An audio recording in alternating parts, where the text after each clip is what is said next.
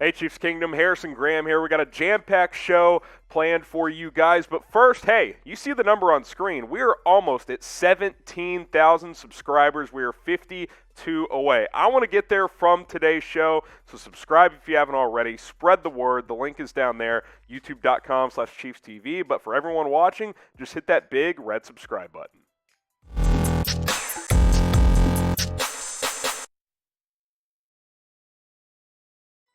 You're watching the Chiefs Report. I'm your host, Harrison Graham, back with another video for you guys. And want to get you guys caught up on Chiefs Minicamp, which got underway on Tuesday, of course, taking place this week for the next couple of days. And obviously, Minicamp is kind of the first real moment in the offseason where it's like, all right, let's see what type of shape players are in. Let's see which players report to training or to Minicamp before training camp in July.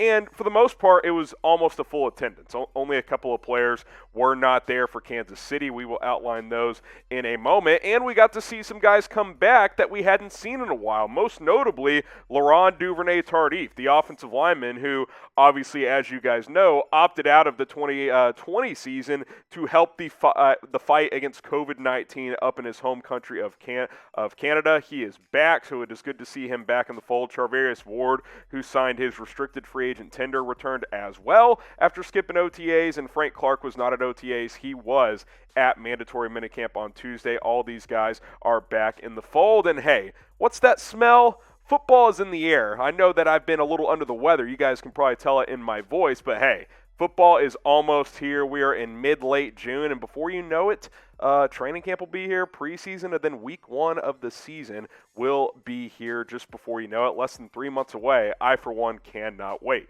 If you can't wait either, who's ready for week one? Type me down in the comments section and let me know if you are ready to see some Chiefs football that counts once again. Type me if you are. I, for one, am fired up for week one against the Cleveland Browns. Now, there were some notable absences. Obviously, Kyle Long, he got injured during OTAs, so no surprise to see that he was not in attendance. But Martinas, Rankin, and Armani Watts, kind of unexcused absences. Not really sure what's going on there. They were not in attendance. We'll see if they show up today on Wednesday or tomorrow on Thursday. Obviously, Kyle Long is dealing with an injury, so no surprise to see that he was not in attendance for the Kansas City Chiefs. But for Watts and for Rankin, I don't really have an explanation for where they are. Hopefully they return very, very soon, and they get a couple of good practices in before, 5 or 6 weeks off before training camp in the month of July. Now, DeAndre Baker was in attendance. He was there, obviously the former first-round pick for the New York Giants, but he's rehabbing a femur injury, so he's not practicing. He's doing rehab work off to the side, but good to see him at Chiefs practice, and he's hopeful that he can compete for some playing time this year at the cornerback position. But minicamp underway, day one in the books, day 2 and 3 still to come for the Kansas City Chiefs. Hopefully they get some good practices in, they stay healthy, and then these guys can get a few weeks off before training camp gets going in the latter part of July. Now, we've got some Chiefs training camp hats available for you guys because, hey, camp is almost here, and it's getting hot outside, and maybe you're going to attend training camp. If you are, get a Chiefs training camp hat. You see the link below, chatsports.com/ChiefsCamp. Tons of different styles available for you guys. We got the white hats, we got the black hats, flat bills, curved bills, whatever is your flavor. We've got it all available. Bucket hats, if you don't want to get that neck sunburn. I got one of those recently, just absolutely brutal, as it is getting very, very toasty down here in Texas. I know it's getting hot in Kansas City as well. Chatsports.com/ChiefsCamp. Get yourself a Chiefs training camp hat very, very soon. The link will be in the comments. It'll be in the description. You can go ahead and click and shop today.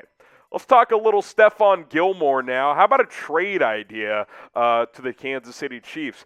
I'm interested. I'm intrigued by this. Obviously, Brett Veach is a opportunistic GM, and as far as Gilmore goes, he is skipping minicamp with the Patriots right now because he wants a new deal. He wants a new contract, which I understand. He's on the wrong side of 30. He's set to be a free agent next year, and he wants some security, so I understand his side of this. Now, we should acknowledge that Stephon Gilmore's play, it dipped in 2020. He was not the all-pro level corner that we saw in 2019 and for some years before that. Now, the Patriots had a lot of guys opt out defensively. It was a weird year last year for everyone to begin with, so I'm not going to just say that Stephon Gilmore is well past his prime or anything like that, but the rule of thumb with cornerbacks, when you turn 30, he'll be 31 in September, a lot of the time, that's when guys start to dip in their level of play. We saw it last year. We'll see if Gilmore can get back closer to that 2019 level when he was unbelievable with 6 picks and 20 pass breakups. But all I know is regardless, even if he's more closer to 2020 form, he's still better than Charvarius Ward. I think we all agree on that one, which is why I wanted the Chiefs to re-sign Bashaud Breeland because I think he's better than Ward. I think him and Snead would have been a nice 1-2 punch for this upcoming season, and I still believe that Stephon Gilmore can be a really, really good cornerback in this league. I think Stephon Gilmore plus L'Jarius Snead, who I think has legit all-pro potential, I think that's a fire combination. I think that's a very, very big potential if that ends up happening. So we'll see if it happens, but I would put it at a long shot. The good news is if the Chiefs want to explore this, it's only going to cost like $7.3 million in cap space to trade for him. Now, you would have to acknowledge that he's probably going to want a long-term deal, which, you know, the Chiefs didn't get in the Julio sweepstakes for that exact reason. They got to pay guys like Orlando Brown, Tyrann Mathieu, take care of their own first. But, hey, maybe you just say, okay, we'll just take it on a one-year trial basis, see what happens. And then if you want to re-sign him after this year, you could do that as well. His cap hit with New England's like $15 million, but for a team trading for him, just over $7 million. So we'll see what the Patriots do with Gilmore. I'm sure, as always, Brett Veach will call New England and at least see what's going on with the veteran cornerback. What do you guys think? Should the Chiefs trade for Stephon Gilmore? Type Y for yes, type N for no. It depends on cost. I would not give up a first for him, but second, third, I'm interested. We'll see what ends up happening with the former All-Pro later this offseason.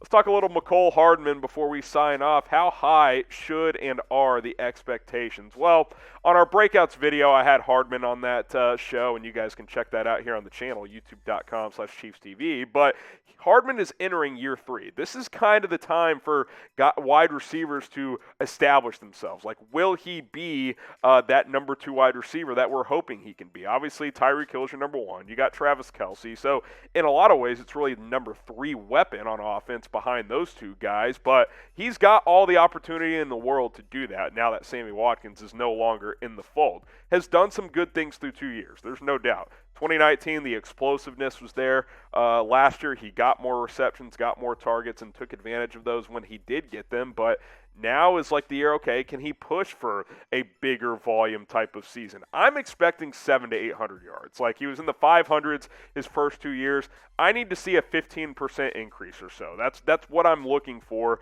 with Hardman entering his 3rd season in the NFL. So I just threw a dart. How about this stat line for Mecole this year? 51 catches, 783 yards, average of over 15. His rookie year, he was over 20. That's unrealistic. Last year, under 14. I think he can go up.